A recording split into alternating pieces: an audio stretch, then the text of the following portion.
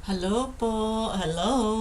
Good afternoon everyone. Hello mga kababayan ko. Good afternoon. Um, Good afternoon everybody. Good afternoon. Good afternoon for my um, subscribers in the USA. Good afternoon to my subscribers in UK, Saudi Arabia, Qatar, Indonesia, and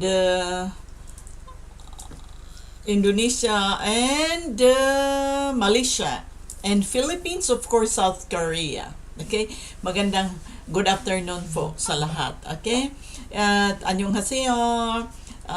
Magandang hapon po sa ating lahat. This is Philcor Ellen, live tayo from South Korea. Ang pag-uusapan natin ngayon patungkol sa mga kababayan ko, tunghayan natin ulit itong KOJC Davao City kasi hanggang ngayon, day 10 na ang mga kapulisan nga, almost 3,000 yata yan sila dyan nga naka-station.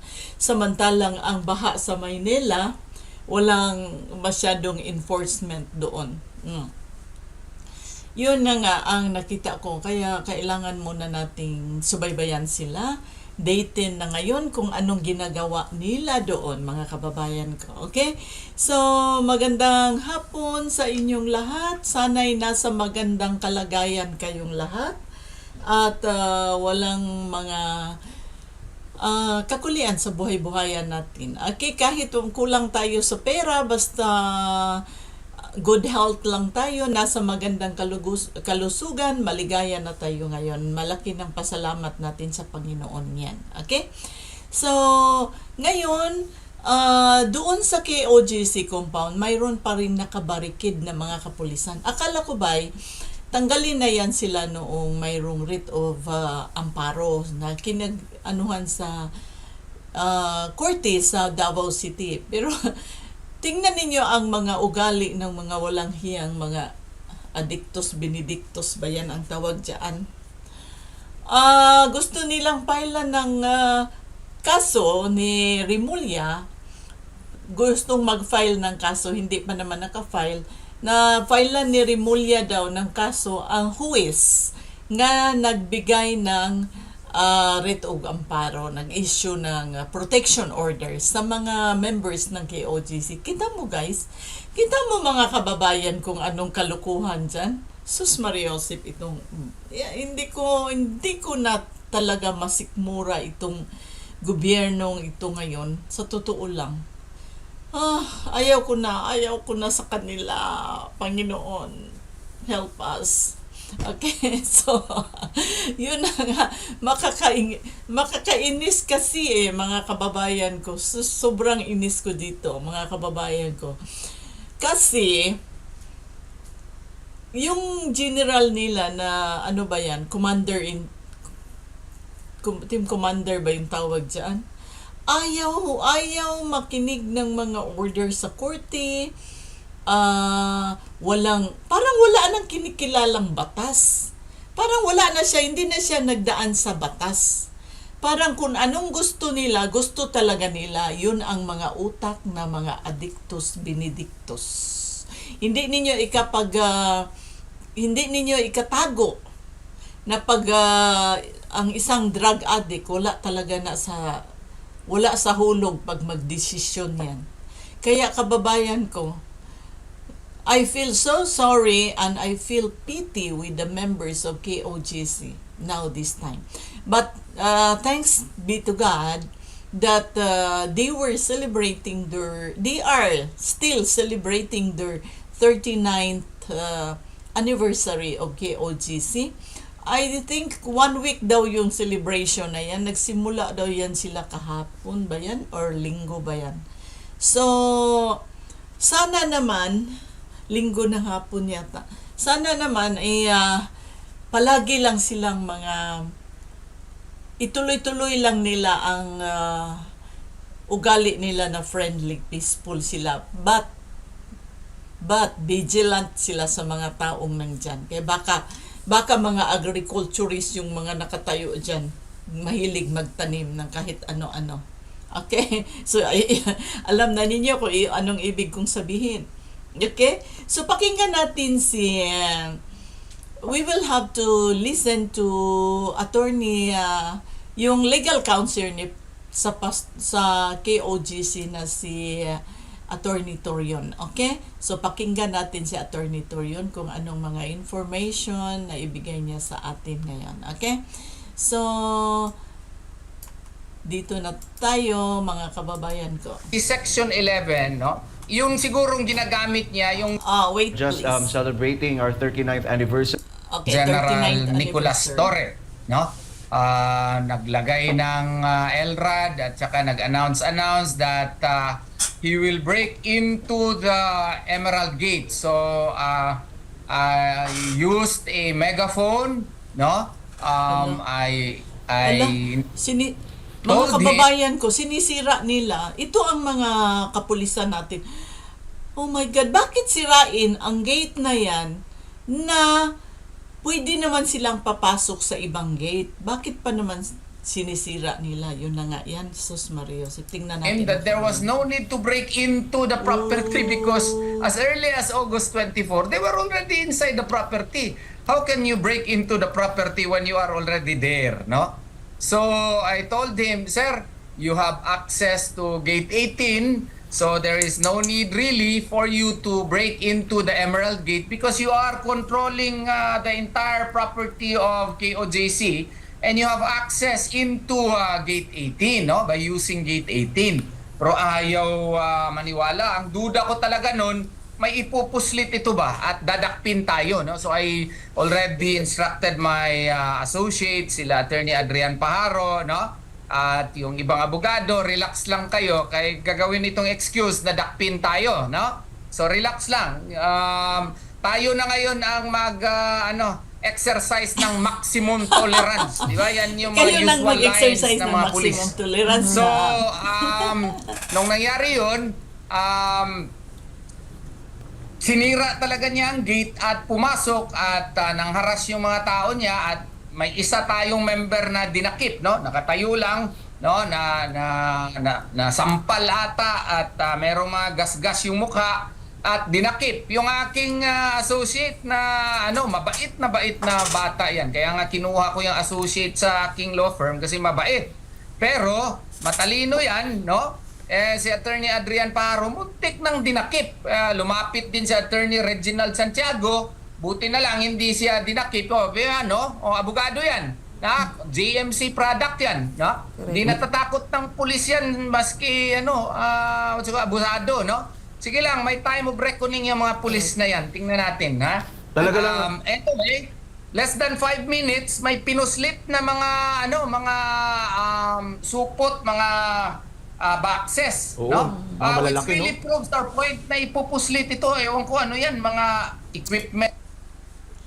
Okay, mga kababayan ko, I will give you some update report. This has been the compound, or this has been a religious compound in Davao City that is, we call them KOJC, Kingdom of Jesus Christ. Now, this is a big religious organization in Davao City, Philippines. Now, there had been around 3,000, 2 or 3,000 since August 24, I think. 24, it's 10 days already. So I think August 24, if I'm not mistaken. This has started on August 24 or 25. And then today, it's a celebration of church's birthday, 39 years already. Now, this policeman has been here since day 1. So today is the 10th day of this policeman to be here in this 10 days was here in this area in KOJC. Now, today they are going to destroy the Emerald Gate of KOJC compound, which is I think this is a big gate that they are going to destroy. They don't want Now, there are so many gates and it is open to them if this one was not in use. Now, what happened to these policemen that they follow order which is against the law? Now, iwan ko ba nito mga kapulisan dito sa atin ngayon? I don't think so that they are still in normal parameter in their mind, because if you are a good policeman and you know that your commander-in-chief is not following the law, sometimes you have to disobey, I think. Okay? So here we go. Lechin, blessed Tuesday po, Ma'am Il. Hi, Lechin, good morning. Good afternoon. Thank you.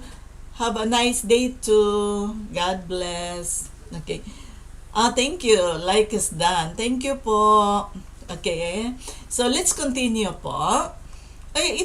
This is what they are going. Now, don't worry if I will inject a little English in this description, because there are some viewers asking me that they don't understand why is this, why, and I was always talking in Tagalog. So they're asking, English please.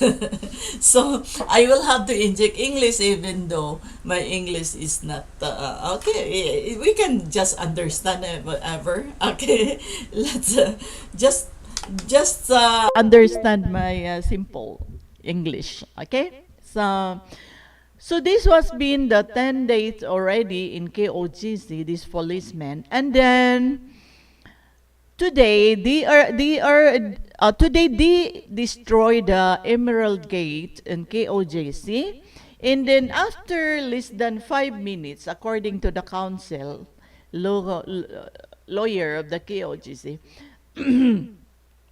after they destroyed the gate, Emerald Gate, they opened it and they saw another, I don't know if it's a police, but I think this is an army uniform of this men. I think they are special forces of the Philippines. Now, they get inside and then they have something. They bring something that they pass on this gate so that they cannot pass the scanner. So whatever they bring it there inside, the members inside the KOJC do not know what is these things that they are carrying inside, because they did not show to anyone and they did not pass the scanner. Okay? So let's continue and I will play this. Pens ba yan? Mga gold bars ba yan? Gold bars. We are now engaged in a guessing game as to what are these equipments and what are these materials or things that are illegally sneaked into the property, no? And I do hope and pray that they would realize that anything that they do there, no, any evidences that they will be able to find would all be inadmissible, no? Inadmissible yan pursuant to our Bill of Rights, no? So, yan ang nangyari kaninang umaga. And then, ano pa? Yung ating, what you call this? Fire truck, no? Sinis. And Oh my God. where can you, what you call this? Where can you find a law where the property owner is now dictated as to where would you park your personal property like a vehicle, no? Yeah. Dito lang ata, ngayon lang ata sa panahon ni General Nicolas Torre sa Region 11. Attorney, No? may recent statement po yung spokesperson ng Philippine National Police na ang sabi ni spokesperson Jean Fajardo na kung ano man po yung ginagawa ng ating mga kapulisan dyan sa ating compound ay naaayon daw po sa batas, kasi yung ini-invoke dito ng PNP daw, attorney, ay yung Section 11 ng Rule 113 ng Rules of Court na they have the authority to break in doon sa mga establishment and even doon sa mga enclosures na pinaniniwalaan nilang nandun yung subject. Para ma-review siguro yan ni ni Colonel Fajardo, no? Nag-post na ako sa sa what you call this sa Facebook para Look at that, mga kababayan ko. Look at this. What is the significance of this fire truck to their warrant of arrest for Pastor Kibuloy? Why do they stow this fire truck. Why? I cannot understand why they were doing that. Look at this, how I think this is in connection with corruption with the administration. Why? Because these policemen, if there is no order on the higher rank, they will not do this. There is a law about this. So look at it. Oh, tingnan ninyo po, mga kababayan ko. Bakit itong fire truck sa KOJC ay hinihila nila kung saan nila dalhin ito? Na hindi man ito, wala man itong kaugnayan sa warrant of arrest na siniserve nila para kay Pastor Kibuloy. Hindi ko na maintindihan. I don't know why they were doing this. This is against the law. Okay, patuloy po tayo, ha? Para remind naman siya, no? That a search to be valid, there must be a search warrant, no? An arrest warrant cannot be used as a justification to conduct a search, especially if the property is owned by another person. That is very basic, no? And Rule 113, Section 11, no? Yung sigurong ginagamit niya, yung reasonable belief that the person is present in the building that the police is about to break into, no? Or to break in, no? Ang ibig sabihin niyan, reasonable belief of a person that he is there. Is there still reasonable belief? My golly, Colonel Pajardo knows that it has been 10 days already and you are still in the stage of reasonable belief? And the search for, the search for heartbeats have always changed. From the main administrative building of JMC to the JMC basement to the JMC Cathedral, and even 52 kilometers away to Glory Mountain and Prayer Mountain. What kind of heartbeat is this, no?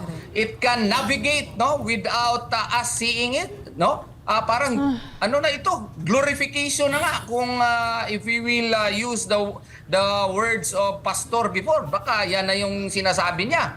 And accordingly, if we will use his interpretation, we will be empowering the arrest warrant, no? More, or we will be according the arrest warrant more powers than a search warrant, which is not within the contemplation of the rules, no? And the only incident where a warrantless search is allowed is when it is already a search incidental to a lawful arrest, no? Kung arrest warrant lang ang dala mo, hindi ka pwede mag-search. Pwede ka lang mag-search if there is already an arrest.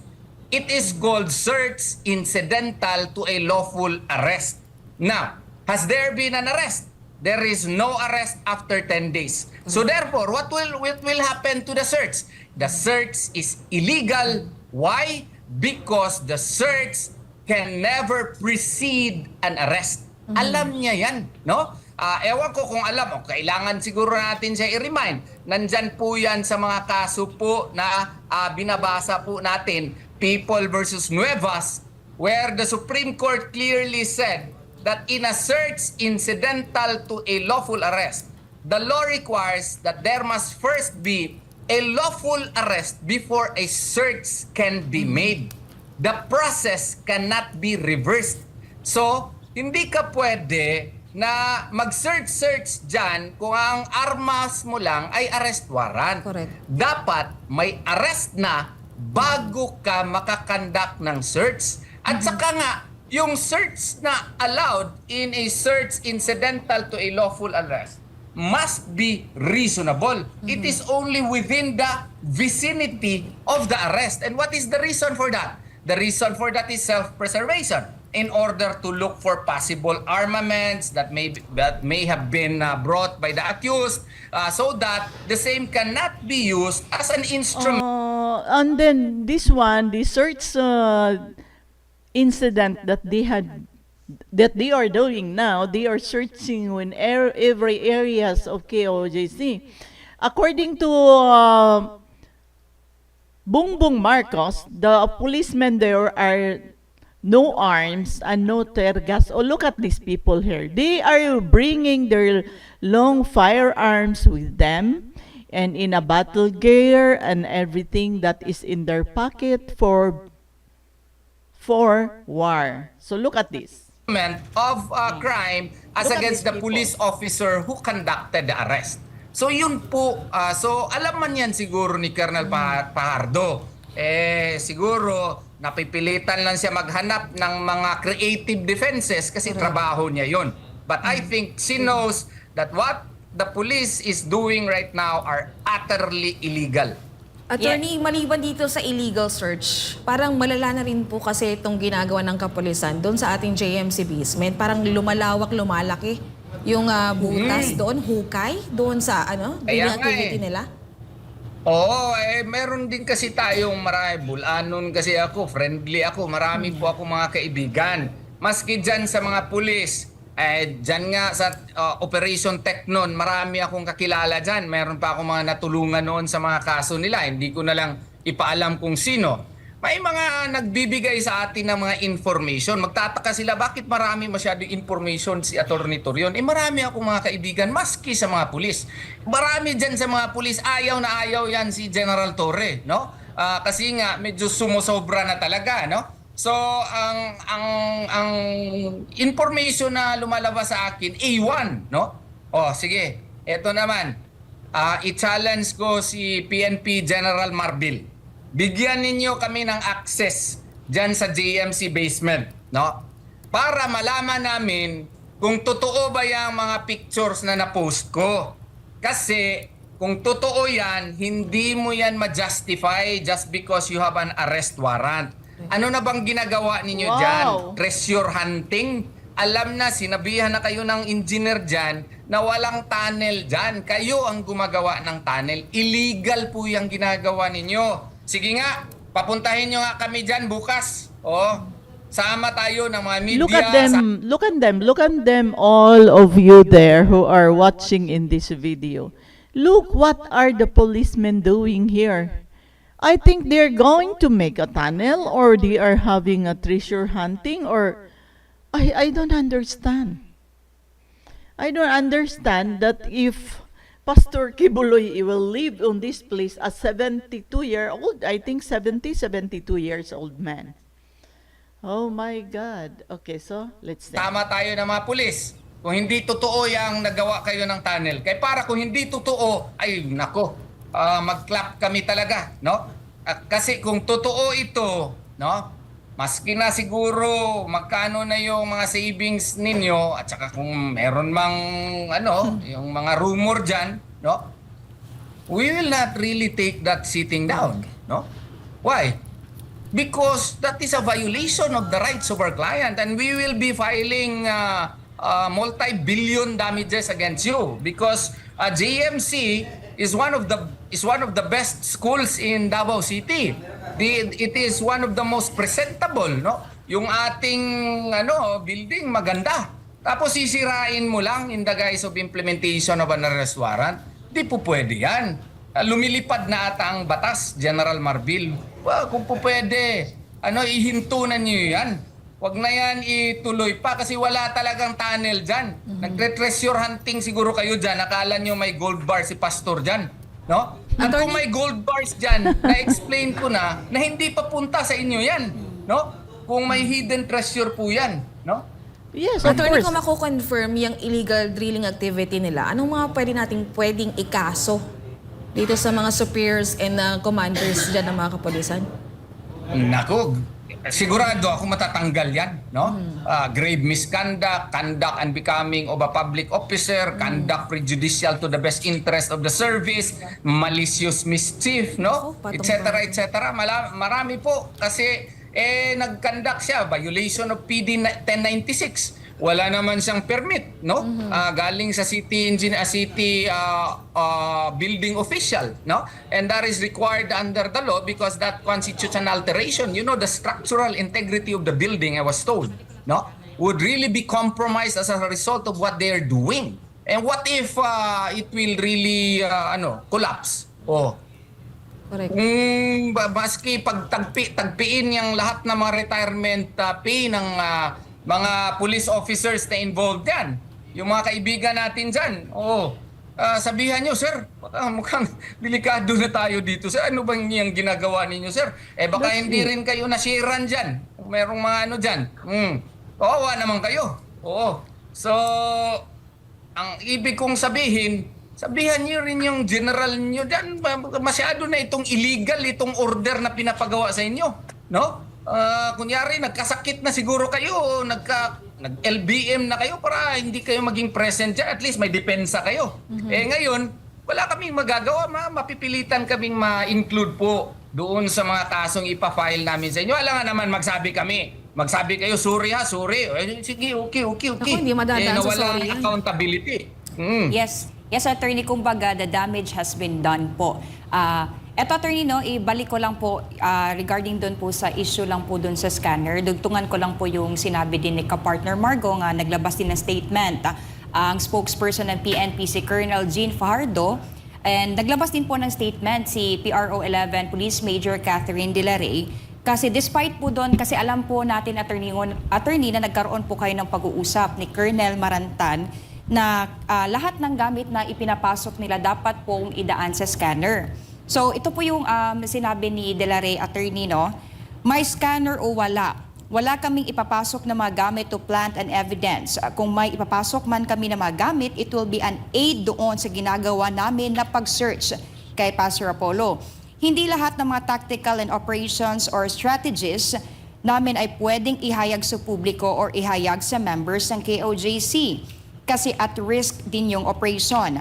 Ayaw namin din na ma-jeopardize, but rest assured, sabi po niya, attorney, na we will always uphold, may pa-human rights, sabi niya, human rights. Kaya kahit na anong resistance nila, maximum police tolerance pa rin ang ginagawa namin. Yan po yung paulit-ulit po niyang sinasabi, attorney. Your take on Sino this? bang nag-maximum That is tolerance intended dyan? for good sound bites, no? But what is happening on the ground, just like for example this morning, no, nung nakita ko talaga yung associate ko, parang younger brother ko na yan, si attorney Pajaro, no? Ibang nangyayari.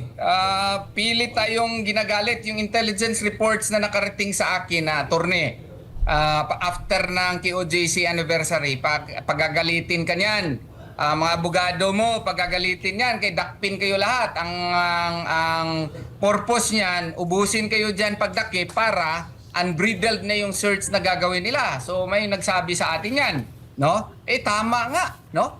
Saan yung anong tawag ninyo? Saan yung what you call this? Respect for human rights doon? Wala ata, hindi namin na-feel, no? Lahat ng sinasabi ng PNP ngayon, no?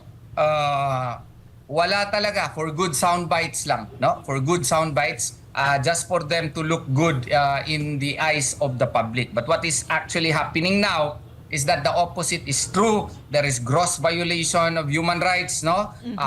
Decency have flown to the air, and fairness have already been thrown to the wastebasket. And supposedly may agreement na nga kami ni Colonel Hansel Marantan to obviate any and all confusion and any and all possible points of conflict. And we agreed that the policemen, no, magdala lang ng ID at saka ilagay doon sa scanner kay yung mga dala nila, kay ayaw din namin na makapasok yung mga tao na nagpapanggap na pulis. Reasonable ba yan? Reasonable yan. Kasi may mga third parties who might take advantage of the situation, and they might bring into the compound certain explosives or firearms, no, which would endanger the safety of the members as well as the police, no. So may instance nga na may canned grenade talaga na dinala, no, at nakita. At saka there were instances likewise that what appears to be explosives, no, were sneaked into the compound. So itong ating scanner, ang purpose niyan is self-preservation And it is within the right of the, the owner of the property to install that for its own self-preservation. Ayaw ni General Torre niyan, kaya hinaras tayo kaninang umaga, no? At sinira yung gate, pagpasok nila, no? Hinaras yung mga members natin, and in less than 5 minutes, may pinuslit nga. So yung mga pinuslit talaga, yung kanilang pakay para wala nang scanner, wala na tayong ebidensya kung anong ipinasok nila. Attorney, si Kapartner Troy po ito, no? The search, no, this ridiculous search has been dragging for 10 days already, and it cannot be denied that up to this time ay talagang bokya pa rin talaga sila. And masasabi na niyo po ba, Attorney, that there is or it is a failure of intelligence for the part of the PNP? Hindi lang siguro failure of intelligence, sir. There is utter lack of intelligence, no? There is utter lack of intelligence on the part of the leadership of the PNP. I mean, I am always courteous, no? And I'm always respectful. But I have to state the truth. I think the conduct being exhibited now by the leadership of the PNP defies logic. And there is only one conclusion that can be drawn here, is that they are no longer concerned with whatever cases that we can file against them. Maybe they think that they are already made, no? That is in their mind. But they have forgotten to take into consideration the fact that overwhelming evidences are present to make them administratively, criminally, and civilly liable. And the degree and extent of the damage that they have brought and wrought into the JMC compound, as well as the damages suffered by the KOJC members, are actually mind-boggling likewise. And if you will try to quantify the same, they might not have properly calculated the same. It is even incalculable, no? Incalculable already, such that if we will really pursue cases against this person, no, for damages later on and criminal cases, they would really, the words that I have already released, no, this will haunt them, will really become true, no? Correct. Inshallah, inshallah, inshallah. But Attorney, what do you think would be like the worst case scenario if this ridiculous search for what they're saying is the heartbeat, if this search continues? If this search continues, no, I hope that somebody would intervene, no, somebody up. Yes, because I guess if this search now, it's been already 10 days, if there is no intervention to the highest in rank, this Nicolas story will not stop, I think. Because this is the order of the Bartik sa Malacanang, I think. Because the pattern of the action, the pattern of the order, I mean, it seems that the woman in Malacanang is the one ordered this one. And the real sitting president do not know what happened in here. You look at this. Look at his statement that he said that there are no arms, or the policemen are armless, and no tear gas carried on. But look what happened to the videos in the past days. So, meaning to say, the president is not knowing, he has no knowledge what happened in here, but the order, he was blind with the order of another people, probably the wife or the cousin, it might be. Look at the pattern, okay? So that is the only thing that I would like to see in this KOJC problem searching, that they will search here. Now, what if I am waiting for the president to say stop and retrieve all the policemen, but no. So I guess he do not know why they keep on searching in there, when in fact they cannot find Pastor Kibuloy in there. And if Pastor Kibuloy is there searching, why do they make those tunnel? They don't have the right to make tunnel on that place. And that is a school. See? Mga kababayan ko. And if they are going to stay in there for 1 month, that tunnel should be very long and far from wherever it is. So they will get in there and they will stay in there and they will come out in the school. My goodness, my goodness, my goodness, these people. Okay, mga kababayan ko. Would intervene, tapusin na natin ito, kalukuhan ito eh. Wala naman talaga kayong nakita dyan. Yes. Ang ano lang dyan, kung ano yung graceful exit. Kaya nga nung KOJC anniversary, I tried to negotiate with General Nicolas Torres. Sir, meron na kayong graceful exit dito. Ang soundbites natin dito is you respect very much the religious rights of the KOJC Correct. members since you have decided to leave the premises. Pero ayaw niya eh. The decision Graceful daw is exit beyond sana. him, no? It is beyond him. So kung hindi talaga ito, no, we will just pray for a legal miracle to happen or even just pure miracle. Baka naman gawa ng mirakulo ang Allah Subhanahu wa Ta'ala, the great Lord Almighty, no? And touch the heart and mind of General Marbil and maybe Secretary Abalos, no? The one who are really deciding here, no? So they might change their mind, no? Otherwise, our only recourse is legal. And we hope that the RTC 15, no, we already filed a very urgent motion, no, last Monday. Ano ba ngayon? Monday pa nga ngayon, kanina, no? And I hope that it will be acted right away by the honorable presiding judge po. The problem in here is that you are following the law. You are moving with the law, but they are beyond the law. So that's the problem in here. Kasi hindi na nila ginagalang ang batas. They don't respect the law anymore. They are the law. This is the very move of the woman in the froggy lady in Malacanang. Okay, continue po. But attorney, how would from your point of view, how do you think would the KOJC would take it if if it comes to a point na huhukayin na nila yung buong 30-hectare compound? Grabe naman yan kung gagawain nila yun. Nasisiraan na siguro talaga ng bait kung gagawin nila yun, no? That shows that they really lack intelligence, no? It's not only failure of intelligence. In the first place, when they really believe, they have reasonable belief that Pastor Apollo Sikibuloy is there, they should have brought the proper warrant, which they failed. Granting ex argumenti gratia that they would be able to present the warrant later on, but they failed to do that, no?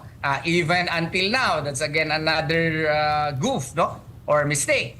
Now, if they would do that, then that would really multiply the amount of damages that we will be claiming. But I think that would not go to that extent. Somebody else will surely intervene, no? Meron namang Panginoon, di naman siya natutulog, no? I'm sure tutulungan tayo at ilang araw na lang siguro. Baka merong mag-intervene po dyan. Either ang korte, either ang ibang mga tao. Sigurado ako dyan. Attorney, yung Department of Justice parang gusto nila para naman dun sa TPO na iginran sa atin ng korte. Pero parang ito pong Department of Justice ay planong kasuhan. Yung West nagbigay sa atin ng TPO. Oo nga eh. I was surprised by that by that move, but I already posted on Facebook my reply, but for our watchers and listeners, according the basis of Secretary Remulla in giving that statement is allegedly that there was already an order from the Supreme Court for the transfer of venue of all cases affecting Pastor Apollo Sikibuloy. He must have forgotten about the fact that the petition for issuance of writ of amparo did not concern about Pastor Apollo Sikibuloy. It was filed by third persons, by KOJC members and GMC personnel, as well as KOJC followers and members, no, who are affected by the unjust as well as illegal implementation of a warrant of arrest as early as June 10 of 2024. Now, even if there is a warrant of arrest, that does not mean that third person who are affected by the implementation, illegal and unjust implementation of the warrant of arrest cannot file, no, a proper petition for relief before the regional trial court, no, when their rights to lives, liberties, and properties are violated. So, yun po nga nakasaad yan doon sa supplemental TPO na inisyu po ni Judge Mario Duaves. The warrant of arrest can coexist with a TPO, and the warrant of arrest can actually be served even if there is a TPO, provided that it is the manner by which it is implemented is necessary and reasonable. No? It is really necessary, the steps that you are undertaking. And any moves beyond the ordinary in the implementation of the warrant of arrest must require judicial imprimatur. So, is the use of reasonable force, no? Or is the use of excessive force reasonable? We say no. There are too many policemen who are here looking for 5 or 6 persons, no? Too many, and besides, KOJC members are unarmed. They are very religious persons, no? Now, would a warrant of arrest likewise be used as a license to conduct a wanton as well as random and omnibus search to all the properties of KOJC and JMC? No. Why? Because a search, as I have already been explaining, can only be done on properties if there is a search warrant. Absent a search warrant, you could not conduct a search if you are only armed by an arrest warrant. An arrest warrant can only be used, no, as a justification for a search if it is a search incidental to a lawful arrest. No? Now, in this case, has there been arrest that has been conducted? There is none. So therefore, the police cannot conduct an intrusive search. So therefore, if they conduct an intrusive search, such as in this case, they have even bore a hole, a big hole in the JMC basement, which is not even owned by the accused. No, it is registered in the name of a third, of an entity separate and distinct from the accused. What would be the remedy of the victims? No, since they are not part and covered by the warrant of arrest, they can file an independent action for an issuance of a writ of amparo, and ancillary thereto is the prayer for the issuance of a temporary protection order. And that is governed by our laws. And the TPO checks the excesses and the overreach, therefore, that are being done by the policemen in the performance of the warrant of arrest. It does not mean that just because you have a warrant of arrest, you would trample down upon the constitutional rights of other persons. Hindi po ganyan ang contemplation. Kung mag-exceed ka na, may overreach ka na, gagawin mo na siyang lisensya para magkanda ka ng random search sa iba't ibang mga properties na hindi naman akusado. Kung gagawin mo itong, what you call this, lisensya para i-bar mo na yung mga tao na makapasok sa kanilang cathedral, no? Hindi na sila maka-exercise ng kanyang religious rights. Pwede ka mag-writ of amparo. Kasi itong writ of amparo ang mag-cut off ng mga excesses na mga ginagawa ng police. And besides, if you will read the rules on the writ of amparo, any act or omission that are being done in violation of the constitutional rights of persons, no, can be filed in the place where the act or omission is committed. Eh dito sa Davao nangyari yung yung mga violations eh. So therefore, RTC Davao City has jurisdiction. Nako. So sa tingin ko, wala pong basis ata yung parang undue exercise lang, parang stretching of state muscles, no, to scare off judges who would dare to issue rulings against the mighty and powerful.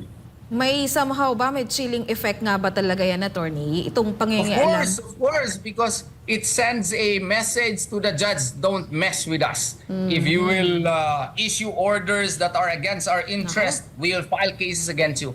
That is not a good example of with due respect, no? I mean, I have met Secretary Remulla and sa tingin ko lang, parang siguro nasipyat lang siguro siya dito, no? Kasi hindi yun magandang batayan. Parang tinatakot mo na yung mga huwis natin na mag-decide pursuant to the law and due process. Okay. Attorney, we have received information, no, that the PNP has formed a special task group. Kung hindi ako nagkakamali, it was called Task Group Teknon. Oo, sila po yung mga nagsasagawa ng operasyon dyan sa KOJC. Ano po ba yung mga kung sumunod sila sa maling utos and ano po ang kinabukasan nila, attorney? Ano po yung nakikita ninyo dito?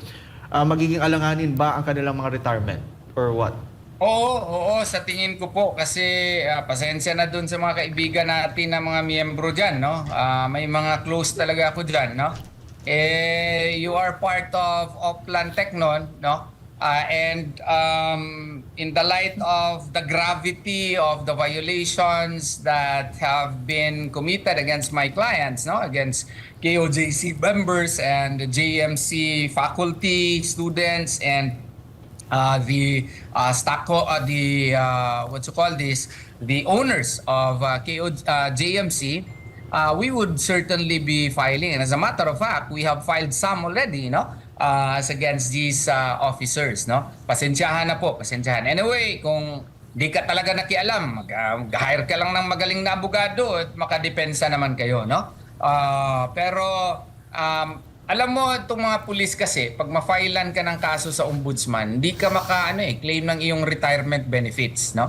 Of course, to some siguro, maliit man lang yung retirement benefits ko, marami naman akong pera, oh. Marami Pero naman daw po. yung yung nabahiran ka na ba? Yeah, the na image. merong color of dishonorability, no, will really bother you and will, to kasing aming commander maski ano nang inuutos-utos sa amin maawa ka rin sa iba dyan kasi really some of them are just really following orders, pero may iba naman na grabe yung pag-follow ng orders, no? May isa nga akong kaibigan dyan na nasa shock ako, no? Kilala ko siya kasi naging kliyente ko rin noon, hindi ko na lang i-reveal. Ang tapang na ngayon ang tapang. Believe ako. At saka when he executes his orders, parang si Napoleon Bonaparte, no? Pero ang mensahe lang natin siguro sa kanila, no, mas mabuti pa rin yung humble tayo na kung mag-implement kayo ng order, just implement it in the most reasonable way such that you would not also violate the rights of our ordinary citizens. Remember that your motto is to serve and protect. So if that is really your motto, then live it, implement it, no? Breathe it, no? So that what you would exude to other people would really be to serve them and protect them. Attorney, dito sa mga sangkatutak na violation na talagang na-monitor natin na ginagawa ng ating mga kapulisan habang ito nga sinisilbi nila itong warrant of arrest, na-exhaust na ba natin lahat ng mga legal remedies? Meron pang iba, no? Meron pang iba, but I do not want to discuss that here, no? I hope you understand. And as a matter of fact, may mga ginagawa tayo, hindi ko lang ma-explain muna, no? So kasi mahirap na telegraph ng ating mga moves, no? Pero we are not sitting down. We are doing our job, no? Thinking of novel ways as to how we can effectively protect the rights and interests of our clients. Okay. Attorney, may nag-message lang may nagtatanong, may we know kung ano po yung napag-usapan ninyo with Marantan and Executive Minister Marlon Acobo? I think this was a day before yesterday, Attorney, tama po ba? Yes, ano nga bang napag-usapan namin? Basta ang klaro lang noon ay hindi si Marantan yung kausap namin. The day before, si General Torre himself. Oo. So siya yung kausap namin noon. Kasi nga, we were trying to find ways sana to allow us to use at least yung cathedral, no? Una, ang present ko sa kanya, sir, baka pwedeng alis na kayo kasi magandang soundbites yan, religious rights kasi anniversary kinabukasan ng September 1. It would be your graceful exit siguro at wala na kaming gagawin. Hindi na kami magano sa SMNI, hindi na magpa-interview, parang ganun ba? Pero ang sabi niya sa amin ay that's beyond him. In effect, what he was telling us, that's beyond his pay grade, so to speak, no? So hindi ko na pinurso. Sir, kung hindi pala kayo talaga aalis, maganda sanang soundbites yung respecting religious freedom. Baka pwede naman i-allow ninyo kami to use at least one day lang yung cathedral kasi that is the most sacred place of the KOJC and they want to celebrate their anniversary in the KOJC Cathedral. Oo. Ang sabi niya sa akin, I was, okay, discuss that with Colonel Hansel Marantan, no? Both of you discuss that and find ways as to how you can have a win-win situation. Pero parang malabo yan, ha? But, Pero so, sige sir, lang. just to confirm, you did have a discussion with Colonel Marantan? Yes, afterwards, I talked to Colonel Marantan and he gave me three possibilities. Sabi ko, of course, possibility number 1 is cathedral. And number 2, yung sa harap ng cathedral, no? And then number 3, yung harap na lang ng anong tawag dito, ng what you call this, ng kingdom, no? At sabi namin, sana malaman namin kaagad yung answer po ninyo. Nagsabi siya, I'm very sorry, hindi daw talaga pwede yung cathedral. Yung option 3 daw ang inaprubahan, no? So, yun nga. Sige, kung yan, dyan na lang kami. Paano yung mga sir? Wala na kasi kaming, wala na kaming sound system. Inimbargo po ninyo. Oo. So, sabi niya, anong balak ninyo? Sabi ko naman, baka pwede mapasok yung sound system namin, yung lights, yung LED wall. Kaya in fairness to Colonel Hansel Marantan, matino pa lang kausap ito matino na hinintay na talaga na dumating para hindi magkaroon ng problema yung pagpasok, no? So nung pagpasok noon, yung sound system, yung what you call this, yung lights, no? Umalis na siya. May nakalimutan pa pala yung parang makeshift stage natin or parang pulpit ba yun, no? Platform. Wala na kasi siya. Nung tinawagan ko, di ko na rin makontak. Siguro na tulog na. Hindi na nakapasok. Buti na lang nakahanap ng paraan sila, Sir Marlon Acobo, na meron pala tayong gamit sa JMC. Yun na lang ang ginawang makeshift stage ata, no? Galing sa JMC yun. So yun yung more or less na pag-usapan namin. At napag-agrihan din namin na lahat ng pulis ay dadaan doon supposedly doon sa gate 18, magpakita ng ng ID at saka yung mga gamit nila ipascan lang kasi naintindihan niya yung sabi ko kasi sa kanya, sir, this is for both of our safety. Kasi if you will not require the policemen to have all of their what you call these things go through the scanner, we would not know in the first place if they are really real policemen. What if they would bring explosives and bombahan tayo dyan sa loob? Di lahat tayo ma-affect. Naintindihan naman niya at pumayag, no? At saka yung yung parang may streamer doon na naglagay ng wanted. Wanted sila pastor. Sabi ko sa kanya, sir, siguro hindi niyo lang na-realize when you place this here, this is offending religious feeling. And why is that? Because all the members know that he has a warrant of arrest. Why would you post it during the anniversary? You have no other intention except to embarrass, except to offend their religious feeling rather than inform. Naintindihan naman niya, pinatanggal niya, no? So, yun po mga napag-usapan namin. May request yan, natanggalin lang yung parang mga ligid, no? I consulted the BOA, pumayag naman at tinanggal din namin. Yun ang mga napag-usapan po namin. Yes, attorney, no, ito naman, maiba naman po tayo kasi kani-kanina lang regarding po ito sa fire truck na pagmamay-ari po ng KOJC na pilit na kinukuha ng Kapulisan sa pangatlong pagkakataon, attorney. Yes, nakakatawa talaga kasi ang rason Yes. ni Colonel Silagan ata, no? Kaibigan ko yan, ha? Kaibigan ko yan. Evidence daw po, attorney. Evidence, no?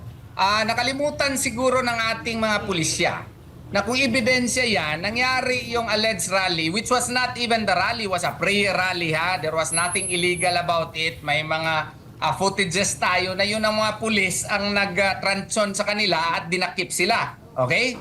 So, yun ngang rally was not even illegal, no? Granting for the sake of argument that it was illegal, okay? Now, can they cause the seizure of the fire truck, no? 3 days after the fact, no? Saturday, Sunday, or 2 days after Yes, the po. fact. The answer to that is no.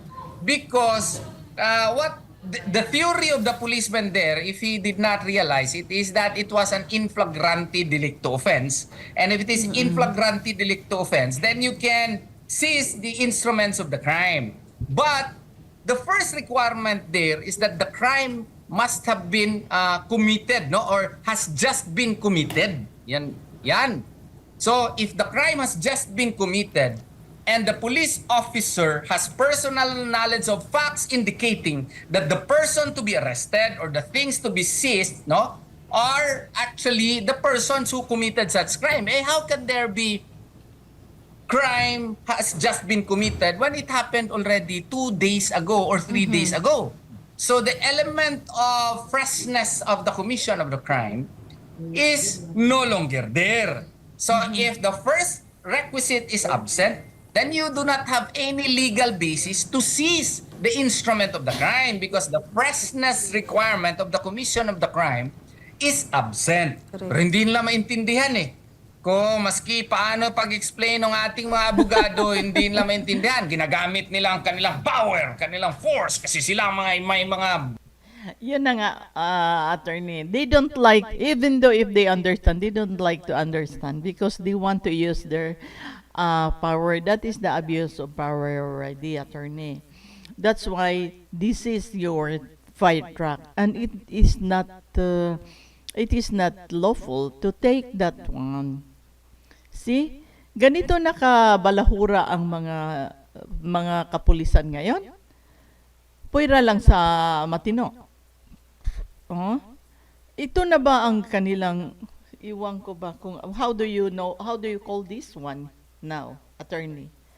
Go ahead, attorney. baril. Nako. When you Attorney- start using your force, that's the lowest form of influence sa akin.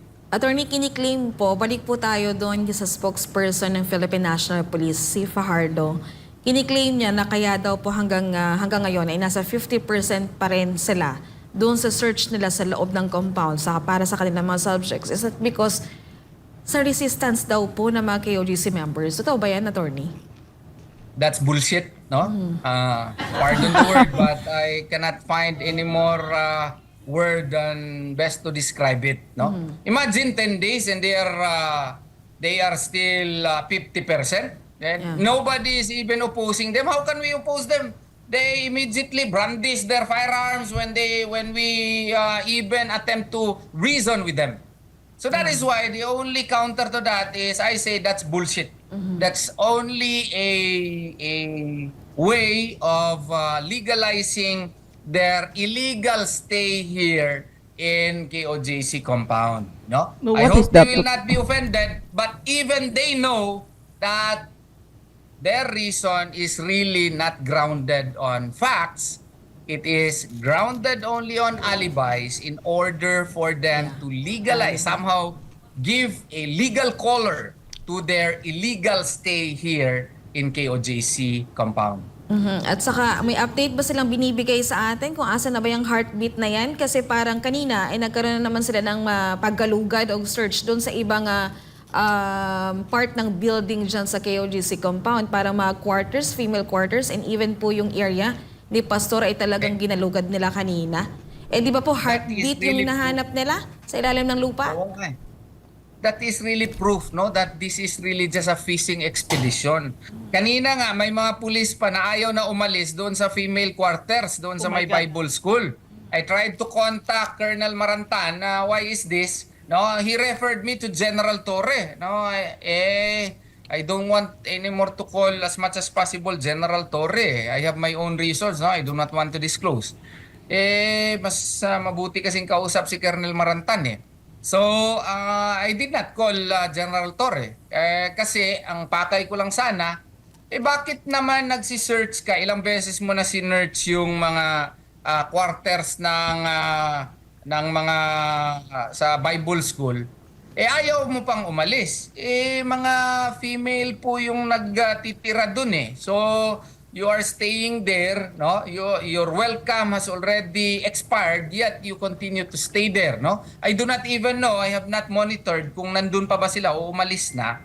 Kaya I requested Colonel Marantan, sir, hindi naman siguro ito reasonable na ang tagal-tagal na nila, ayaw nilang umalis. Private quarters naman yun. And that also proves, no, that this heartbeat theory is really just a legal cover to Yeah, that's justify right. their illegal stay here, no? Kasi how can the heartbeat now? I thought it is in the JMC compound. Nag-travel na naman several meters away to the Bible center or the Bible school, no? In the private quarters, no? That shows really that the police has no probable cause when they first entered here in KOJC compound. At attorney, itong claim ng Philippine National Police na wala daw threat kay Pastor Kibuloy. So there's no reason daw para patuloy siyang magtago. On the contrary, the degree as well as the extent of the force that they have employed just to look for him is proof enough that there is threat against the life of Pastor Apollo C. Kibuloy. Note that correct po, even known terrorists, no, attorney. who have bounties on their head just for them to be arrested, you could not find any single team composed of 5 policemen who are actually given a mission to arrest them. Yet, here we are, a pastor, and this is his first, indictment, and he has not yet been convicted. And the finding of probable cause against him is still under question because we have filed a motion for reconsideration which has not been ruled upon by the Department of Justice even until now, no? Yet, they have employed 3,000, 4,000 policemen with forces coming from as far as Region 4 to be sent here, from Manila to be sent here. All of these prove one thing, that the life of Pastor Apollo C. Kibuloy is really under threat. Totoo. Because if there is so much resources being poured just to arrest him, how much more when he is already arrested? That's my argument on the matter. Okay. Yes, thank you, sir, And, attorney. dito po yung arrest warrant, di ba po na-mention natin na hindi naman po para kay Pastor yung arrest warrant, kay Silva Semanes. Yes. Pero sa mga interviews nila, Torre, kina Marbil, hindi naman po nila nababanggit yung itong si Silva Semanes. Puro pastor ang tinutukoy ng heartbeat na hinahanap nila. That is probably one of the best examples that when you are doing your job, you should do it properly. That's actually a legal mishap on the part of General Nicolas Torre. In his excitement, no, to perform his job, he forgot the very first weapon that he really needs.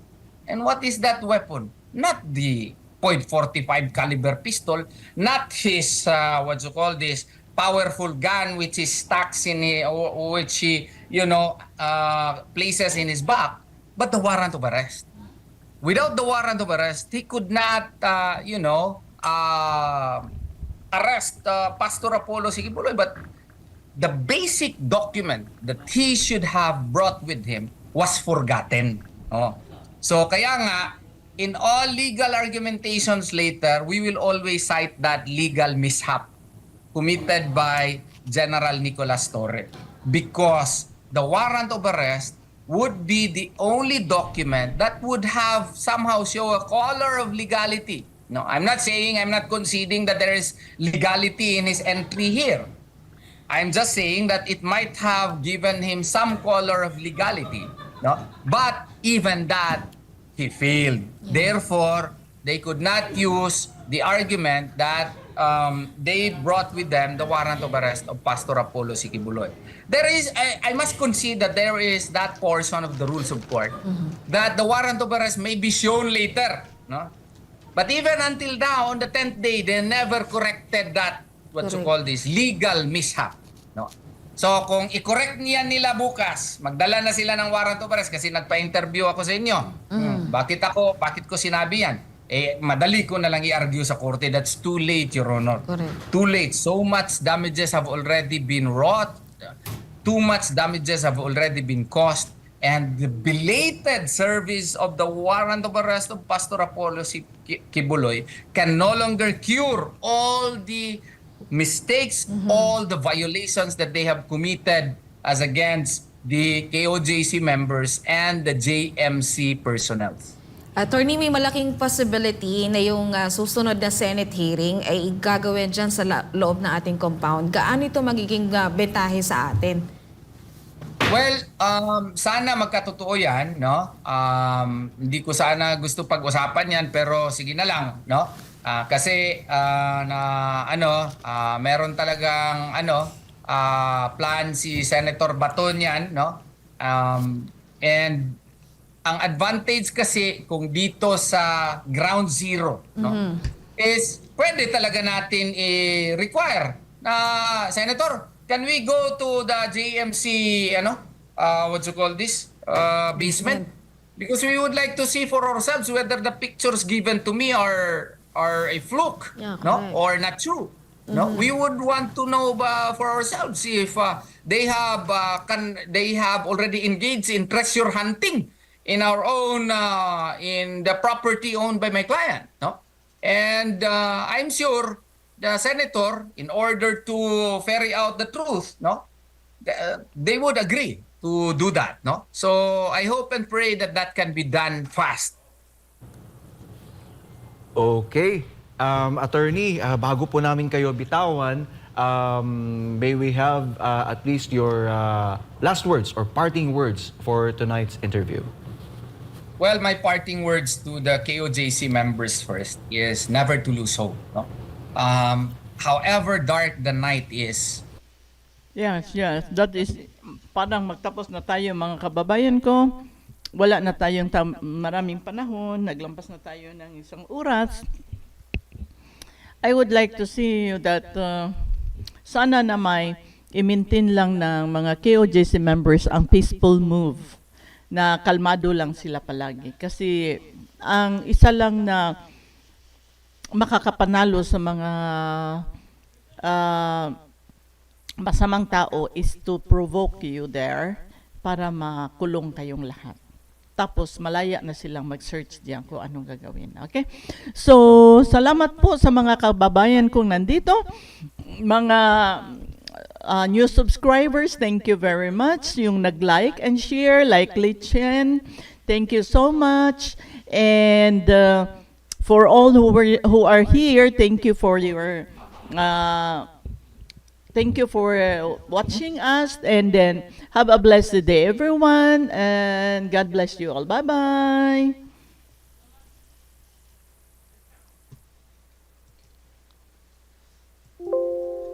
Ay, sorry.